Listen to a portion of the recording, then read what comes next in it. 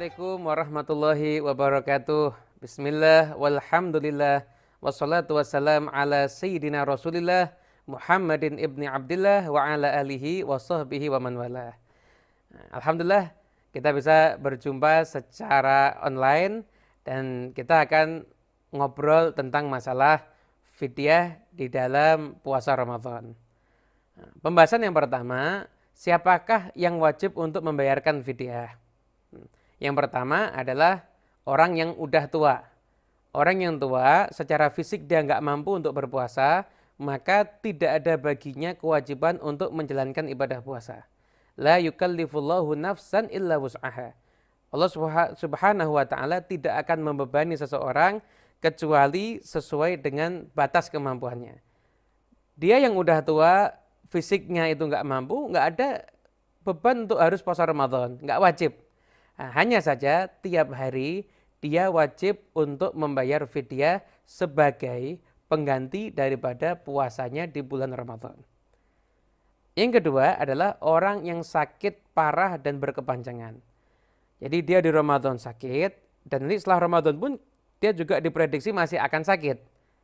Nah, orang yang seperti itu nggak ada beban juga untuk wajib puasa Ramadan. Nah, hanya saja dia wajib mengganti fidyah di setiap harinya sebagaimana orang tua tadi.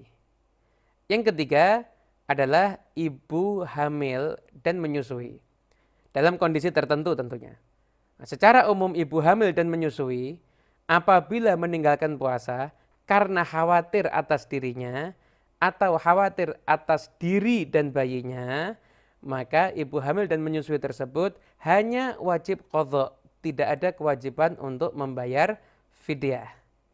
Namun apabila ada ibu hamil dan menyusui, dia merasa aman dirinya, saya sehat, namun saya nggak berani berpuasa. Kenapa? Khawatir atas bayinya atau janin yang dikandungnya, maka ibu hamil dan menyusui dalam kondisi seperti itu, khawatir hanya karena bayi atau janinnya saja, wajib qadha dan juga wajib untuk membayar fidyah. Gitu.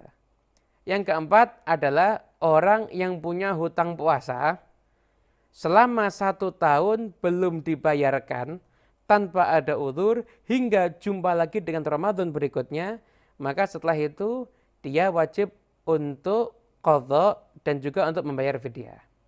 Saya kasih contoh. Tahun lalu ada orang meninggalkan puasa. Misalkan dia nggak berpuasa 5 hari. Dia punya utang qadha selama 1 tahun nggak dibayar. Padahal dia mampu sebenarnya, nggak ada uzur. Sampai datang Ramadan saat ini, maka selesai Ramadan ini, hutang Ramadan di tahun sebelumnya itu masih dalam tanggungannya dia. Nah, karena dia sengaja terlambat, dia nggak ada uzur, maka hutangnya itu berkembang. Jadi 5 harinya sama, hanya saja per harinya ada tambahan untuk membayar fidyah. Begitu. Kemudian setelah itu, pembahasan yang berikutnya adalah berapa ukuran fidyah? Ukuran fidyah itu sebenarnya 1 mud, 1 tangkupan tangan Rasulullah SAW. Nah, hanya saja 1 mud itu kalau sekarang kan susah. Tiap orang kan berbeda-beda. Sama para ulama dikonversi. 1 mud itu berapa? Nah, pendapat yang paling aman 1 mud itu adalah 7,5 ons.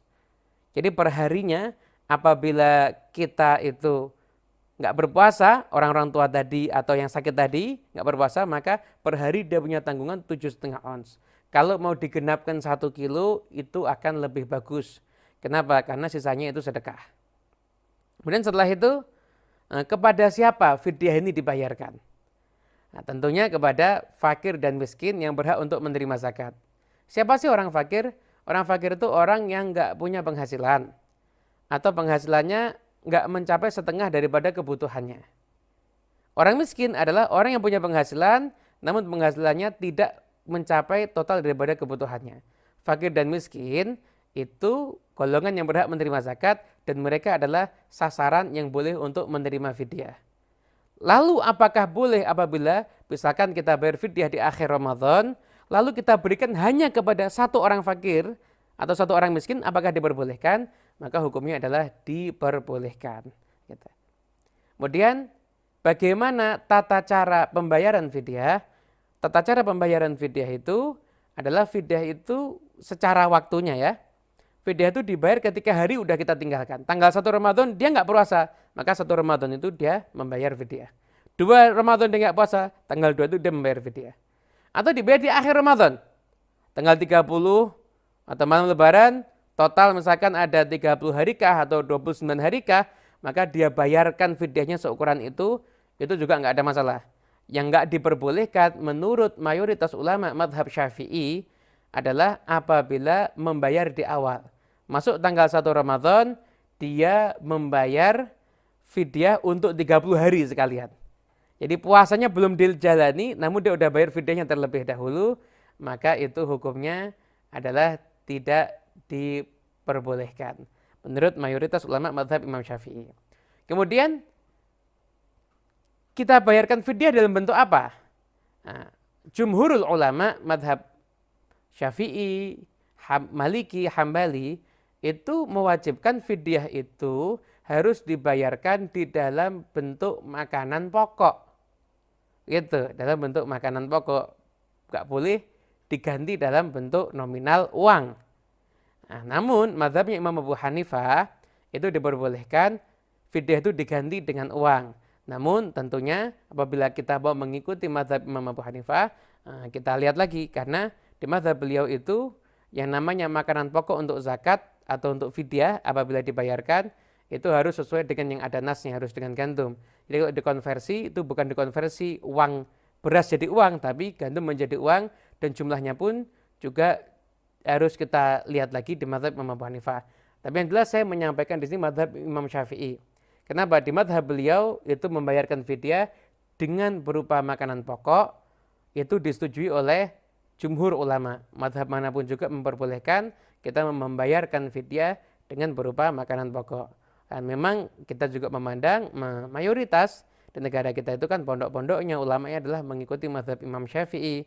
Maka kita pun juga menyampaikan jawaban ini dalam bentuk pendapat daripada mazhab Imam Syafi'i. Mungkin ini kiranya yang bisa saya sampaikan. Wassalamualaikum warahmatullahi wabarakatuh.